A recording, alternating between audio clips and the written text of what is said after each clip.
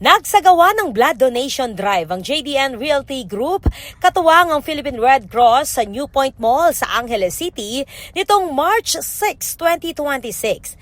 Pinamagatang once a donor, always a lifesaver. Ang aktibidad ay pinangunahan ng Environment, Health, Safety and Security o EHSS Department ng JDN Realty Group sa pangunguna ng manager na si Trixie Valdez. Layunin ng taunang blood drive na pag-isahin ng komunidad sa isang makabuluhang adhikain ang pagligtas ng buhay sa pamamagitan ng pagdodonate ng dugo. Umabot sa 92 na individual ang nagparehistro sa blood drive at 68 bags ng dugo ang matagumpay na nakolekta na inaasahang makakatulong na mahigit 100 pasyente na nangangailangan ng dugo. Aktibo ring nakilahok sa aktibidad ang mga empleyado ng JDN Realty Group bilang suporta sa patuloy na kampanya ng kumpanya sa community service at humanitarian initiatives.